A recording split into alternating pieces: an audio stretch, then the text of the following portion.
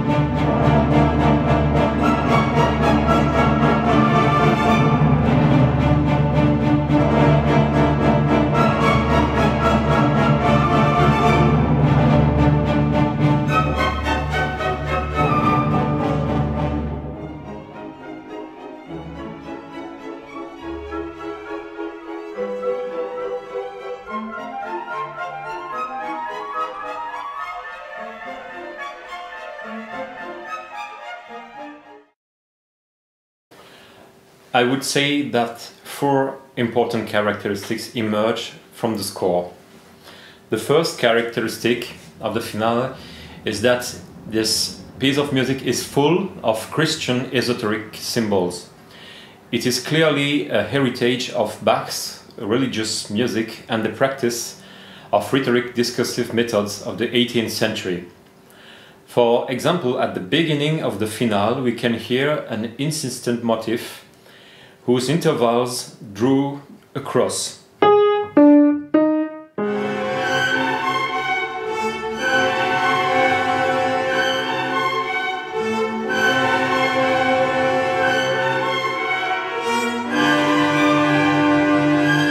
The cross motif suddenly becomes more lively and nervous, with dotted rhythms.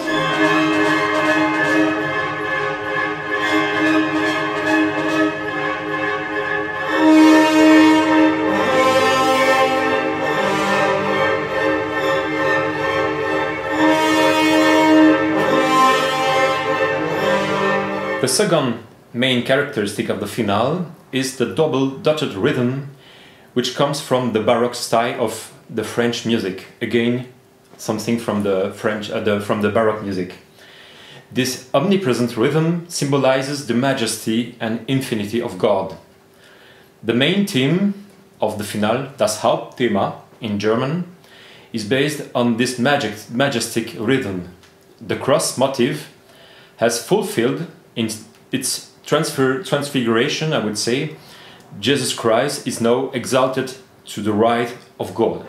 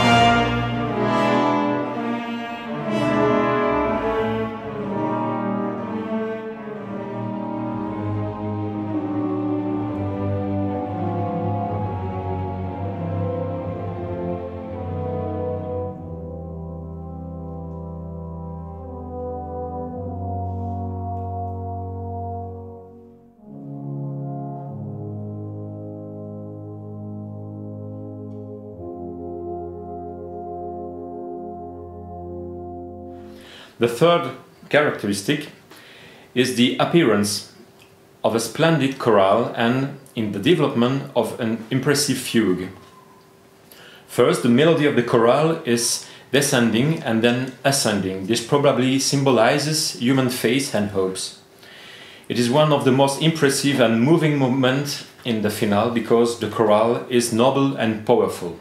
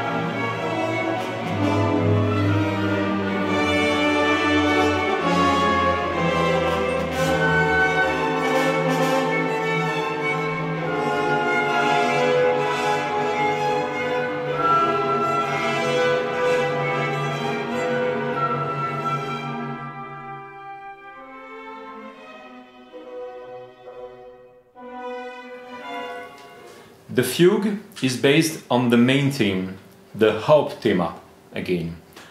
Like in the Fifth Symphony, it has a sort of ascending and developing function and also generates a prodigious increase of tension.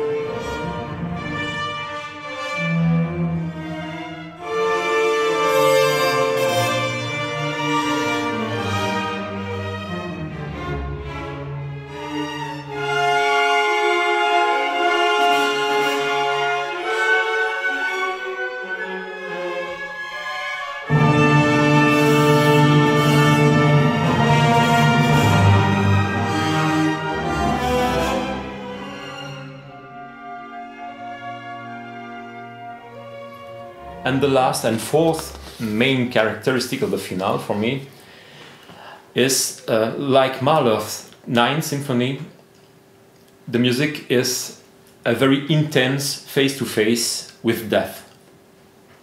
One can hear frequent dissonant and disturbing passages in the Ninth of Bruckner, which is certainly Bruckner's darkest symphony, as if all terrestrial pleasures had disappeared. Or as in Buddhism, as if the composer had become fully aware that life on earth is a kind of illusion, or a transition to a complete spiritual life. With the Fifth Symphony, the Ninth is the boldest work Bruckner ever composed. Indeed, some dissonances and harmonies of the Ninth are particularly new and sound very modern for this time.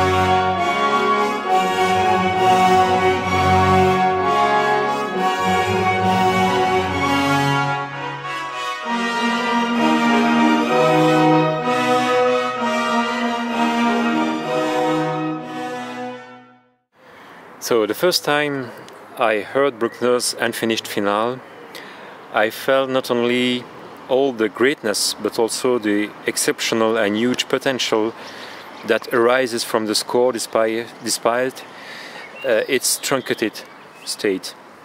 Although some interprets or amateurs of Bruckner's symphonies consider the Adagio, the third movement, to be a satisfactory conclusion to the symphony, there is not the slightest doubt that until his last day, Bruckner intended his Ninth Symphony to have not 3 but 4 movements. That's a fact. The different realizations that I had heard until now always left me very puzzled. My desire to throw myself in a new but totally different completion mainly came from the idea that the coda, quite obviously to my mind, needed a revitalizing and conclusive build-up intention which I found in none of the existing other completions. I began this task in 2007 and the score was finished in August 2008 with some last slight modifications made in November and in December of the same year after my version's premiere recording in October 2008 in Budapest. A realization of Bruckner's Ninth Symphony obviously cannot be compared to what Bruckner himself would have achieved, especially a Bruckner in full possession of his intellectual powers. Indeed, we know that his health declined in the last 2 years of his life and that the slow and laborious work on the finale caused him difficulties. Bruckner's manuscripts, sketches, and the bifolios, available in the facsimile edited by the official Bruckner edition of Vienna, were used as the main source for my completion. As far as I was concerned, I wanted to avoid being obtusely rigorous and choose a line between scrupulous respect for the manuscript sources, necessary speculative composition, and strictly marked out invention. The main purpose was to enable the best possible inspiration. Since this music is essentially transcendent, the inspiration has to come from an aesthetic intimacy with the composer's technique, which more than obviously must guide and direct the work's every step. I do not claim, however, to have fulfilled these conditions in an absolute way.